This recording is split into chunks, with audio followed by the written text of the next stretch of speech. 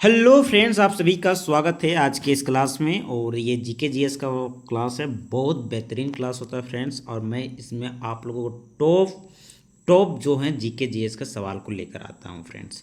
और आप सभी को पता है फ्रेंड्स, रेलवे की जो है एग्ज़ाम्स हो हो चुकी है और कुछ कुछ होने वाली है। अभी जो है फिलहाल एनटीपीसी का जो अंडर ग्रेजुएट का जो एग्ज़ाम है वो कंप्लीट हो चुका है। और रेलवे का जो है ग्रुप डी का जो एग्ज़ाम है फ्रेंड्स वो बचा हुआ है। और इसका डेट भी अनाउंस हो चुका है, बहुत इंपॉर्टेंट है। और जीके जीएस जो है रेलवे का फेवरेट सवाल होता है फ्रेंड्स, उसके लिए अकॉर्डिंग है। और मैं लगातार ये क्लास लाता हूँ आप लोग को। और फ्रेंड्स, आपसे रिक्वेस्ट करता हूं कि आप लोग जीके जीएस जितना मजबूत होगा, आप लोग का सिलेक्शन उतनी ज़्यादा चांसेस होगी होने का, है ना। तो चलिए स्टार्ट करते हैं बिना देरी किए हुए। आज का ये सवाल है फ्रेंड्स। पहला सवाल आप लोग के बीच में है, माइटोकॉन्ड्रिया की खोज किसने की थी। बहुत इंपॉर्टेंट सवाल है, तो इसका बिल्कुल करेक्ट आंसर होगा option number A is the correct answer होगा फ्रेंड्स। अल्टमेन के द्वारा माइटोकॉन्ड्रिया की खोज की थी। ठीक है, देखिए पादप कोशिका हो या जंतु कोशिका हो, उसमें दोनों में आपका एक माइटोकॉन्ड्रिया पाया जाता है, जिसे ऊर्जा का स्रोत कहा जाता है, पावर हाउस कहा जाता है।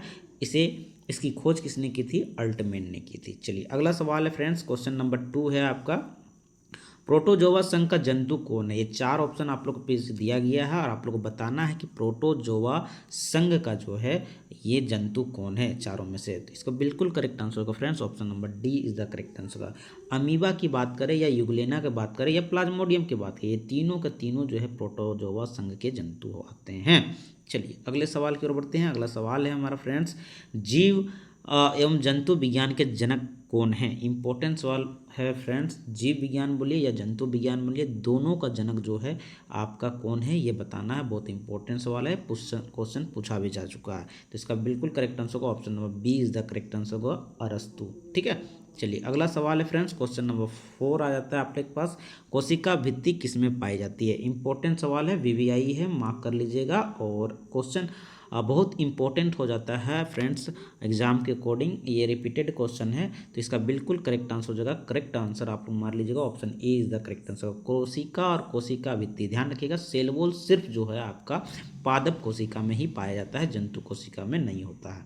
अगले क्वेश्चन की ओर बढ़ते हैं। अगला क्वेश्चन है हमारा, क्वेश्चन नंबर 5 है, प्रोटिस्टा जगत के सदस्य कौन है। देखिए फ्रेंड्स, अभी मॉडर्न जो है मॉडर्न क्लासिफिकेशन के अकॉर्डिंग है जो है जो आपका जो जंतु जगत है, ये पादप जगत है, इनको अलग अलग डिवाइडेड किया गया है। और मॉडर्न जगत के अनुसार जो है प्रोटिस्टा जगत भी आता है। तो प्रोटिस्टा जगत के अंतर्गत बताना है कौन सा सदस्य आएगा।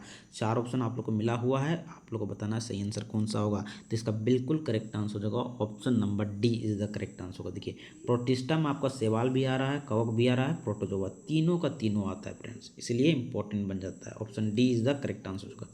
चलिए अगले सवाल की ओर बनते हैं फ्रेंड्स। क्वेश्चन नंबर 6 आ जाता है, जीवाणु की खोज 1683 में किसने की थी। इंपॉर्टेंट बन जाता है। तो इसका बिल्कुल करेक्ट आंसर होगा option number B is the correct answer होगा, ल्यूवेनहॉक के द्वारा। ठीक है, एक वैज्ञानिक थे, एक आपका बायोलॉजिस्ट हैं ल्यूवेनहॉक, जिन्होंने जीवाणु यानी बैक्टीरिया की खोज की थी 1683 में। ये इंपॉर्टेंट बन जाता है, क्वेश्चन रिपीटेड है। चलिए अगले सवाल की ओर बढ़ते हैं। क्वेश्चन नंबर हमारा 7 है, चिकित्सा शास्त्र के जनक किस कौन है फ्रेंड्स। इंपॉर्टेंट बन जाता है। ठीक है, हेल्थ से रिलेटेड है, तो इंपॉर्टेंट बन जाता है कि चिकित्सा शास्त्र के जनक कौन है। 4 ऑप्शन इंपॉर्टेंट बन जाता है। तो इसका बिल्कुल करेक्ट आंसर होगा option number B is the correct answer होगा, हिप्पोक्रेटस। चलिए अगले सवाल की ओर बढ़ते हैं फ्रेंड्स। क्वेश्चन नंबर 8 है आप लोग के बीच में। क्वेश्चन नंबर 8 देखिए, जीवन की मूलभूत इकाई क्या है। जीवन की मूलभूत इकाई क्या है, ये मूलभूत एकदम बेसिक आधार बताना है कि क्या है। तो इसका बिल्कुल करेक्ट आंसर हो जाएगा option number A is the correct answer होगा, कोशिका। कोशिका जो होता है जीवन की मूलभूत इकाई होती है। हमारे जीवन का जो है मेन जो है बेसिक से बेसिक जो आपका यूनिट है फ्रेंड्स, वो सेल ही है। चलिए अगले सवाल की ओर बढ़ते हैं। क्वेश्चन नंबर 9 है, संसार का सबसे सूक्ष्म जीव कौन सा है। तो इसका बिल्कुल करेक्ट आंसर होगा option number A is the correct answer होगा। ध्यान रखिएगा, संसार की जो सबसे सूक्ष्म रूप जीव है फ्रेंड्स, वो विषाणु ही है। अगला है क्वेश्चन नंबर 10। क्वेश्चन नंबर 10 है क्या है फ्रेंड्स, यूकैरियोटिक सेल में प्लाज्मा झिल्ली किसकी बनी होती है। देखिए 2 टाइप से आपका क्या बोलते हैं सेल होता है फ्रेंड्स, एक यूकेरियोटिक होता है और एक प्रोकैरियोटिक होता है। तो बताना है आप लोग को यूकेरियोटिक सेल में प्लाज्मा झिल्ली किसकी बनी होती है। तो इसका बिल्कुल करेक्ट आंसर हो जाएगा option number C is the correct answer होगा, फॉस्फोलियोप्रोटीन की बनी होती है। ध्यान रखिए, फॉस्फोलियोप्रोटीन की बनी होती है यूकेरियोटिक सेल की जो प्लाज्मा झिल्ली होती है। चलिए अगले सवाल की ओर बढ़ते हैं फ्रेंड्स। क्वेश्चन नंबर 11 है। क्वेश्चन नंबर 11 में आप लोग को बोलता है कि कोशिका झिल्ली किससे बनी होती है। इंपॉर्टेंट बन जाता है फ्रेंड्स, इंपॉर्टेंट है क्वेश्चन, इंपॉर्टेंट है, थोड़ा हाई लेवल का क्वेश्चन है। कोशिका झिल्ली किसकी बनी होती है। तो इसका बिल्कुल जो सही जवाब होगा प्रोटीन और लिपिड दोनों की बनी होती है, इसलिए सही आंसर जो होगा option number D is the correct answer हो जाएगा। चलिए अगला सवाल है फ्रेंड्स, अगला सवाल है आप लोग का क्वेश्चन नंबर 12 है। सेलुलोज भित्ति किसके सेलों में पाई जाती है, यानी किस टाइप के सेल में पाई जाती है, जंतु, बैक्टीरिया या कवक या पौधे। तो इसका बिल्कुल सही जवाब हो जाएगा फ्रेंड्स ऑप्शन नंबर डी। ध्यान रखिएगा सेलुलोज की जो भित्ति होती है सिर्फ और सिर्फ पौधे में ही पाया जाता है, पादप वाला में, है ना। चलिए अगले सवाल की ओर बढ़ते हैं। क्वेश्चन नंबर 13 है फ्रेंड्स, वनस्पति विज्ञान के जनक कौन है। इंपॉर्टेंट बन जाता है फ्रेंड्स, वनस्पति बॉटनी का बोल रहा है ना। तो इसका बिल्कुल करेक्ट आंसर होगा option number C is the correct answer होगा, थियोफ्रेस्टस। चलिए अगले सवाल की ओर बढ़ते हैं। क्वेश्चन नंबर 14 है फ्रेंड्स, कोशिका का श्वसन केंद्र किसे कहा जाता है। इंपॉर्टेंट सवाल है, वीवीआई मार्क कर लीजिएगा, सवाल इंपॉर्टेंट बन जाता है फ्रेंड्स क्योंकि ये इंपॉर्टेंट सवाल है। तो कोशिका का श्वसन केंद्र किसे कहा जाता है, माइटोकॉन्ड्रिया को कहा जाता है, ठीक है, पावर ऑफ हाउस भी कहा जाता है, ठीक है, ठीक है, यह और शोषण का केंद्र भी कहा जाता है। दोनों टाइप का जो सवाल है इंपॉर्टेंट बन जाता है, option A is the correct answer होगा माइटोकॉन्ड्रिया। चलिए अगले सवाल के, अगला सवाल जो है हमारा फ्रेंड्स, ये सवाल है कोशिका का अध्ययन क्या कहलाता है। इंपॉर्टेंट बन जाता है, देखिए आप लोग का सवाल है और ऑप्शन आप लोग को यहाँ पर ये नेक्स्ट वाला में है ना। तो देखिए साइटोलॉजी, पोमोलॉजी, ऑस्टियोलॉजी और वायरोलॉजी। तो बताइए कोशिका के अध्ययन को क्या कहते हैं फ्रेंड्स। तो इसका बिल्कुल सही जवाब होगा, प्यारा सा आंसर हो जाएगा आप लोग का ऑप्शन नंबर ए। जो कोशिका का अध्ययन होता है यानी कि ये कोशिका के बारे में पढ़ना पड़ता है, उसके अध्ययन को साइटोलॉजी कहा जाता है। और ये भी सवाल इंपॉर्टेंट बन जाता है, क्वेश्चन पूछा जा चुका है रेलवे में। अगले सवाल के बढ़ते हैं। क्वेश्चन नंबर 16 है, जैव विकास को सर्वप्रथम किसने समझाया था। जो जैव का जो विकास है फ्रेंड्स, इसको सबसे पहले समझाने वाला व्यक्ति कौन थे।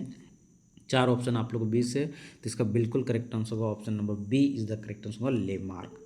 लेमार्क एक ऐसे वैज्ञानिक थे जो जैव विकास को समझाने वाले पहले व्यक्ति बने। चलिए अगला है क्वेश्चन नंबर 17 है, जीवधारियों के वर्गीकरण के अध्ययन को क्या कहलाता है। इंपॉर्टेंट बन जाता है फ्रेंड्स, जो हमारे ऑर्गेनिज्म है उनकी क्लासिफिकेशन है, उनके अध्ययन को क्या कहते हैं। तो इसका बिल्कुल करेक्ट आंसर हो जाएगा option number C is the correct answer हो जाएगा, option C is the correct answer होगा, टैक्सोनॉमी कहलाता है। चलिए अगले सवाल की ओर बढ़ते हैं फ्रेंड्स। अगला सवाल है क्वेश्चन नंबर 18, जीव विज्ञान शब्द का प्रयोग सर्वप्रथम किसने किया था। तो इसका बिल्कुल सही जवाब होगा फ्रेंड्स ऑप्शन नंबर 16 का जो सही जवाब होगा option number B is the correct answer होगा, लेमार्क तथा ट्रेविनेनस। याद रखिएगा लेमार्क तथा ट्रेविनेनस जो है जीव विज्ञान शब्द का सर्वप्रथम प्रयोग किया था इन्होंने। चलिए अगले क्वेश्चन की ओर बढ़ते हैं। क्वेश्चन नंबर हमारा 19 है फ्रेंड्स, कौन सा जीव मोनेरा जगत में शामिल नहीं है। तो इसका बिल्कुल करेक्ट आंसर हो जाएगा option number D is the correct answer हो जाएगा, ऑप्शन डी सही जवाब होगा कवक। कवक जो है हमारा मोनेरा जगत में शामिल नहीं है। बाद बाकी आप बात करते हैं जीव विज्ञान की, नील हरित शैवाल की या माइकोप्लाज्म की, ये तीनों की बात करते हैं तो ये मोनेरा जगत में शामिल होता है। चलिए अगले सवाल की ओर बढ़ते हैं। क्वेश्चन नंबर 20 आ जाता है फ्रेंड्स, विषाणु किस जगत में शामिल किए जाते हैं।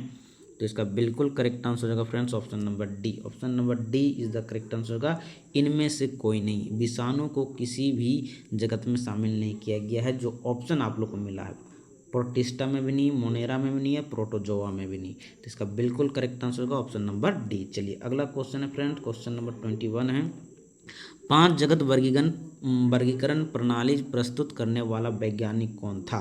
इंपॉर्टेंट बन जाता है फ्रेंड्स। अभी जो आधुनिक रूप से जो है आपका जो है जंतुओं को 5 जगत में विभाजित किया गया है। तो बताइए कि ये प्रस्तुत करने वाले व्यक्ति कौन थे। तो इसका बिल्कुल करेक्ट आंसर हो जाएगा option number D is the correct answer हो जाएगा व्हिटकर।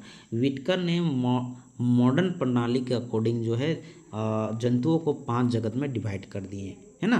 तो option D is the correct answer हो जाएगा, option number D is the correct answer होगा। अगला सवाल है क्वेश्चन नंबर 22 है, कोशिका का ऊर्जा घर कहलाता है। देखिए फ्रेंड्स, आप लोग को बार बार बोल रहा हूँ कि मैं बार बार रिपीट भी कर चुका पिछले सवाल में कि पावर ऑफ हाउस किसे कहा जाता है, तो इसका बिल्कुल करेक्ट आंसर होगा option number B is the correct answer होगा, माइटोकॉन्ड्रिया को। चलिए अगले सवाल की ओर बढ़ते हैं। अगला सवाल है हमारा, किस वैज्ञानिक ने जीव द्रव्य को जीव का भौतिक आधार माना है, तो इसका बिल्कुल करेक्ट आंसर होगा friends option number B is the correct answer होगा, हैक्सले। हैक्सले को जो है आपका जीव द्रव्य, जो हैक्सले आपका एक वैज्ञानिक थे जो क्या बोले थे, जीव द्रव्य को जीवन का भौतिक आधार माना है, भौतिक आधार माना है। चलिए अगले सवाल को बढ़ते हैं फ्रेंड्स। अगला सवाल है हमारा, कोशिका सिद्धांत को किसने प्रतिपादन किया था। देखिए कोशिका के जो सिद्धांत होते हैं उसको प्रतिपादन करने वाला व्यक्ति कौन थे फ्रेंड्स, तो इम्पोर्टेंट बन जाता है। इसका बिल्कुल करेक्ट आंसर हो जाएगा option number A is the correct answer हो जाएगा, स्लाइडन एवं स्वान। चलिए अगले सवाल की ओर बढ़ते हैं फ्रेंड्स। अगला सवाल है हमारा क्वेश्चन नंबर 25 बनता है कि मानव शरीर में पाई जाने वाली सबसे छोटी कोशिका क्या है, तो इसका बिल्कुल करेक्ट आंसर हो जाएगा option number B is the correct answer होगा, ऑप्शन बी सही जवाब होगा, शुक्राणु, जिसे स्पर्म बोला जाता है। मानव शरीर में पाए जाने वाली सबसे छोटी कोशिका होती है आपका स्पर्म। चलिए अगला सवाल है फ्रेंड्स क्वेश्चन नंबर 26 से, शरीर में पाई जाने वाली सबसे बड़ी कोशिका क्या है। इंपॉर्टेंट हो फ्रेंड, बहुत इंपॉर्टेंट सवाल है। तो शरीर में पाई जाने वाली सबसे बड़ी कोशिका जो है option number A is the correct answer होगा, ऑप्शन ए सही जवाब होगा, अंडाणु, ठीक है, जिसे ओवरी कहा जाता है। देखिए फ्रेंड्स, यहाँ सबसे बड़ी कोशिका की बात की जा रही है और आपका शरीर में, आपका शरीर का बात कर रहा है ना, ध्यान रखिएगा, शरीर की बात कर रही है और सबसे बड़ी कोशिका की बात करी, ना कि सबसे लॉन्गेस्ट। अगर लॉन्गेस्ट बोलता तो तंत्रिका कोशिका होता है, यानी कि नर्वस सिस्टम होता है, लेकिन बड़ी की बात करिए और शरीर में। ऐसे अगर बाहरी देखा जाए तो ऑस्ट्रिक एग का होता है ना, तो शरीर में पाए जाने वाली सबसे बड़ी कोशिका है अंडाणु, यानी कि ovary. Option A is the correct answer हो जाएगा, ध्यान रखिएगा। चलिए क्वेश्चन नंबर आपका 27 है, यानी आपका 27 नंबर क्वेश्चन है, विषाणु क्या है, तो इसका बिल्कुल करेक्ट आंसर हो जाएगा friends, option number B is the correct answer होगा, अकोशिकीय है। विषाणु क्या है, एक अकोशिकीय है, मतलब मृत जीव होता है। लेकिन जैसे ही ये फ्रेंड्स आपका किसी जीव के साथ संपर्क में आता है वो एक्टिव हो जाता है, ध्यान रखिएगा। विषाणु यानी वायरस जो है मृत जीवी होते हैं, लेकिन जैसे ही किसी एक्टिव जीव के संपर्क में आते हैं तुरंत ये एक्टिव हो जाते हैं, ध्यान रखिएगा। चलिए अगले सवाल की ओर बढ़ते हैं। क्वेश्चन नंबर 28 है, कोशिका के केंद्रक का विभाजन कहलाता है, तो इसका बिल्कुल सही जवाब होगा friends, option number A is the correct answer हो जाएगा। ध्यान रखिए, कोशिका का जो केंद्रक का विभाजन होता है उसे कहते हैं कैरियोकाइनेसिस कहा जाता है। चलिए अगले सवाल की ओर बढ़ते हैं। क्वेश्चन नंबर 29 है, कोशिका के अंदर कौन सा अंग प्रोकैरियोटिक कोशिका की तरह व्यवहार करता है, इंपॉर्टेंट बन जाता है फ्रेंड्स, तो इसका बिल्कुल सही जवाब होगा, option number A is the correct answer होगा, माइटोकॉन्ड्रिया। ठीक है, माइटोकॉन्ड्रिया जो है कोशिका के अंदर जो है प्रोकैरियोटिक सेल की तरह आपका व्यवहार करता है फ्रेंड, ध्यान रखना, रिएक्ट करता है, इंपॉर्टेंट बन जाता है। अगले सवाल की ओर बढ़ते हैं। क्वेश्चन नंबर 30 है, एटीपी का निर्माण होता है, एटीपी का निर्माण क्या होता है फ्रेंड्स, कहाँ पर होता है, ये बताना है आप लोग का, इंपॉर्टेंट सवाल है, बीबीआई बन जाता है। इसका बिल्कुल करेक्ट आंसर होगा, option number B is the correct answer होगा, माइटोकॉन्ड्रिया में। माइटोकॉन्ड्रिया कोशिका के माइटोकॉन्ड्रिया में और एटीपी का निर्माण होता है। एटीपी की फुल फॉर्म की बात करते हैं फ्रेंड्स, तो फुल फॉर्म इसका होता है एडिनोसाइन ट्राइफॉस्फेट होता है। कभी कभी आप लोग को फुल फॉर्म भी पूछा जाता है। चलिए अगला सवाल है फ्रेंड्स 31 है, एटीपी किसकी इकाई होती है, तो इसका बिल्कुल करेक्ट आंसर हो जाएगा friends, option number A is the correct answer होगा, ऊर्जा की, है ना, एनर्जी की ये इकाई होती है ध्यान रखिएगा। चलिए अगला सवाल है, क्वेश्चन नंबर 32 है, द्विनाम पद्धति के प्रतिपादक कौन है। ये सवाल इंपॉर्टेंट बन जाता है फ्रेंड्स, ये सवाल पूछा जा चुका है। तो द्विनाम पद्धति के प्रतिपादक कौन है, तो इसका बिल्कुल करेक्ट आंसर हो जाएगा option number A is the correct answer होगा, कैरोलस लिनियस। अगला सवाल है 33 नंबर क्वेश्चन है फ्रेंड्स, जीवाणु में कौन सा राइबोसोम पाया जाता है। बिल्कुल करेक्ट आंसर हो जाएगा फ्रेंड्स, ये बहुत इंपॉर्टेंट है। सबसे पहले ये इंपॉर्टेंट मान लीजिएगा 33 को, जीवाणु में जो है कौन सा राइबोसोम पाया जाता है, तो इसका बिल्कुल करेक्ट आंसर होगा option number A is the correct answer होगा 17S। 70S टाइप का जो है आपका राइबोसोम पाया जाता है बैक्टीरिया में, ध्यान रखिएगा। अगला सवाल की ओर बढ़ते हैं, क्वेश्चन नंबर 34 है, एंटीसेप्टिक सर्जरी की खोज किसने की थी। इंपॉर्टेंट है फ्रेंड्स, तो इसका बिल्कुल करेक्ट आंसर होगा option number A is the correct answer होगा जोसेफ लिस्टर। जोसेफ लिस्टर जो है एंटीसेप्टिक सर्जरी की खोज करने वाले वैज्ञानिक थे। चलिए अगला सवाल है, क्वेश्चन नंबर 35 है फ्रेंड्स, जीवाणु का कृत्रिम संवर्धन किसने किया था। ध्यान रखिएगा फ्रेंड्स, ये वाला 35 की है, बैक्टीरिया का जो है कृत्रिम यानी कि आर्टिफिशियल तरीके से संवर्धन किसने किया था, तो इसका बिल्कुल करेक्ट आंसर हो जाएगा option number A is the correct answer होगा, रॉबर्ट कोच के द्वारा किया गया था। चलिए अगला सवाल है 36 है, दूध में पाया जाने वाला जीवाणु कौन सा है फ्रेंड्स, तो इसका बिल्कुल करेक्ट आंसर हो जाएगा option number A is the correct answer होगा, लैक्टोबैसिलस।